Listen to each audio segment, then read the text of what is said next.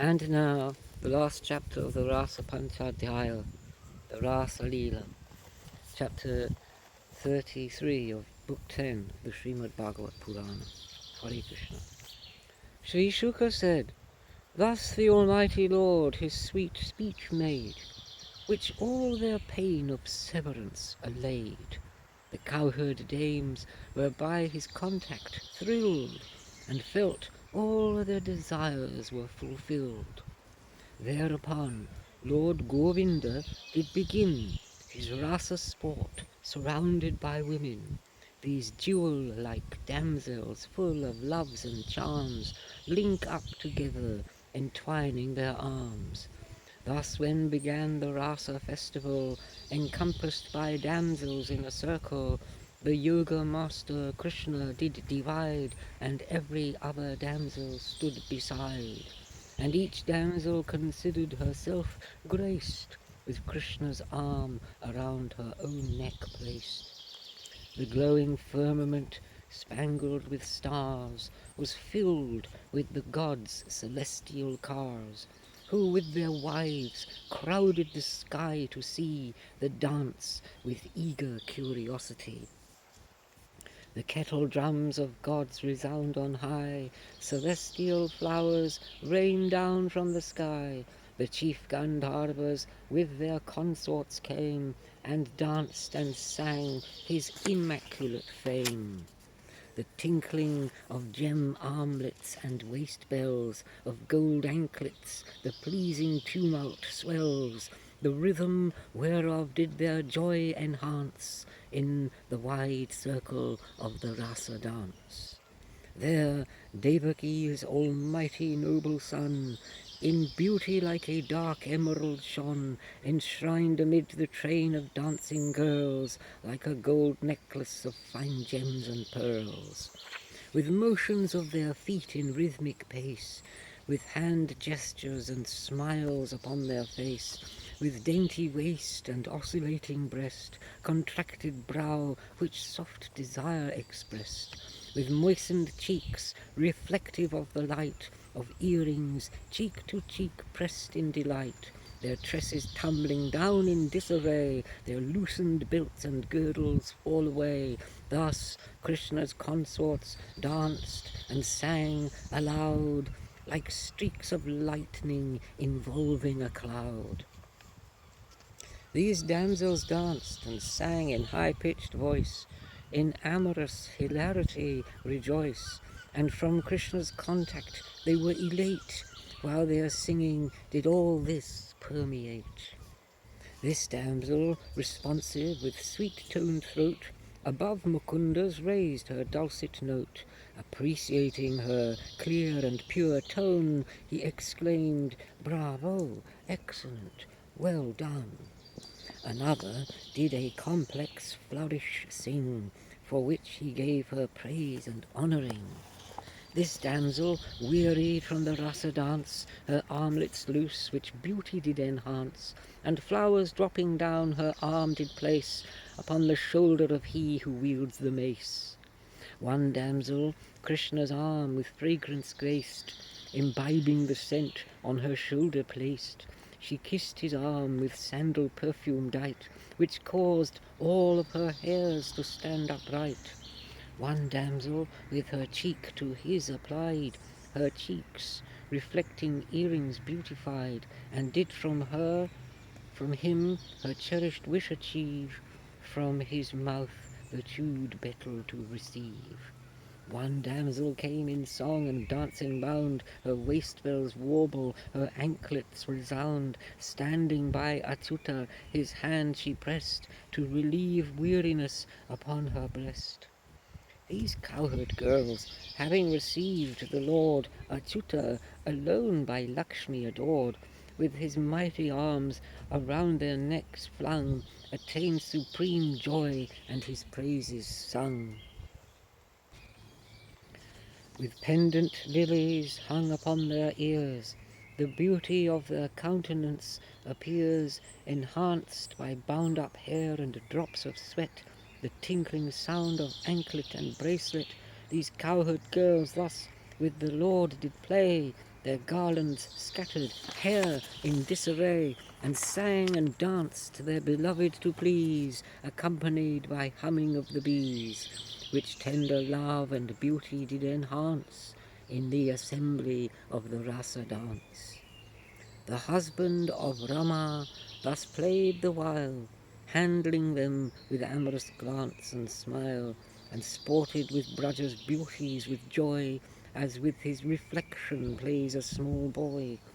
The rare bodily contact of the Lord rapture to their faculties did afford.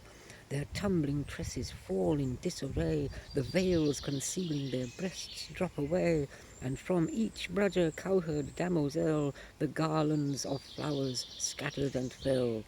They thus were overwhelmed with ecstasy, O support of the Kuru dynasty. When the goddesses moving in the sky the playful sports of Krishna did descry, an ardent passion did their hearts infill, and the stars with their lord the moon stood still. As from his form many forms emanate, with each cowherd dame to associate, he seemed in sport his person to divide, though he always remains self-satisfied. They were wearied from vigorous love play, from their faces the sweat he wiped away, with his kind soft hands, which to them did bring the highest delectation, my dear king. The cowherd girls with glistening earrings dight, which shed upon their cheeks a lambent light, with loosened locks, smiles and glances displayed, they high honour to their great hero paid, and sang of his blessed amorous revels, and joy at the pinch of his fingernails.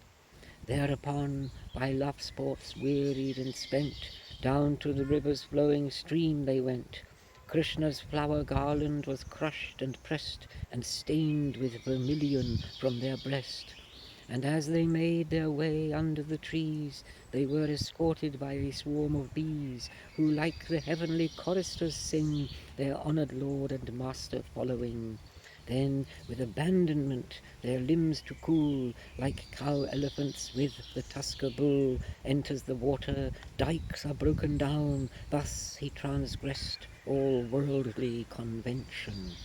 Surrounded by these dames, who, unabashed, threw smiles at him and with the water splashed, and cast upon him glances full of love, the sky rangers, observing from above, showered a rain of flowers, worshipping the Lord who is self-satisfied, dear king, who thus his loving dalliance displayed, and as the chief of wild elephants played. Thereupon, by the dark river he roves, through fragrant gardens and flowery groves, where, surcharged by sweet odours is the breeze, and followed by a swarm of drunken bees, and by a train of lovesome damosels, like the bull-elephant with his females. And thus he took his amorous delight in nights made glorious by the moonlight, and though his every wish is gratified, with his own inner bliss self-satisfied, he fulfilled the cowherd damsel's desire, which with such deeds as does poetry inspire. The king said, now Raja Parikshit is going to raise a doubt here. The mighty Lord, O Brahmin sage revered, who by a portion of himself appeared, whose purpose was to establish righteousness, and the growth of unrighteousness to suppress. How did the teacher and exemplar the bridge of virtue to this conduct dare, which goes against what is both good and right, as with other men's wives to take delight? What had the self-accomplished Lord to do? Wherefore did he this heinous crime pursue? O avowed one, what is it all about? What is its meaning? Tear away my doubt. Sri Sukha said, those potentates who righteousness profess are seen sometimes righteousness to transgress, since the agency they do not assume, as fire burns all fuel, their faults consume. But who is not a ruling potentate, should never, even in thought, imitate, for whoso does is like the one who thinks himself to be Rudra and poison drinks. Dread sovereign, these great ones have naught to gain through pious deeds, and nor do they refrain sometime from contravention of virtue. Sans ego, sin does not to them accrue. What then of him from whom existence springs, the Lord of gods and men and living things? Good and evil to the subject supply, the ruling Lord need not with these comply. Those who to serve his feet are satisfied, those who by yoga practice purified, whom the sense of ego does not confound, are not dependent, nor by actions bound. Where is there then any bondage or ill for him assuming forms by his free will? In the cowherd dames, their husbands as well, in all embodied beings he doth dwell, as the inner witness and the resort, and assumes bodies for his playful sport. To grant favour unto his devotee, he shows himself in a human body, and hearing of his deeds, who contemplates, unto him firm devotion dedicates. Indeed, no animosity was shown toward Krishna, since by his illusion each herdsman thought his wife was by his side, and had no cause for jealousy or pride.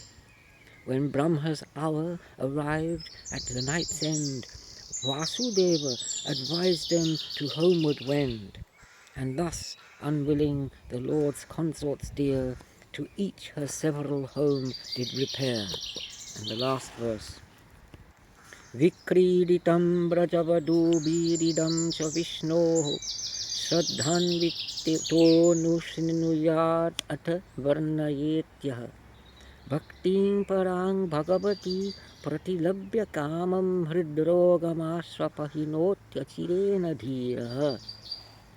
Whoever faithful listens to or reads Lord Vishnu's with the cowherd damsel's deeds, supreme devotion to the Lord attains, and eftsoons steadfast and sober remains, is freed from selfish desire with ease, which is the heart's distemper and disease. Thus ends chapter 33 in Book 10 of the great and glorious Bhagavat Purana, the text beloved of swan-like saints, sung by the son of Vyasa, and thus ends the 5th chapter of the Rasa Panchadhyaya. Hare Krishna.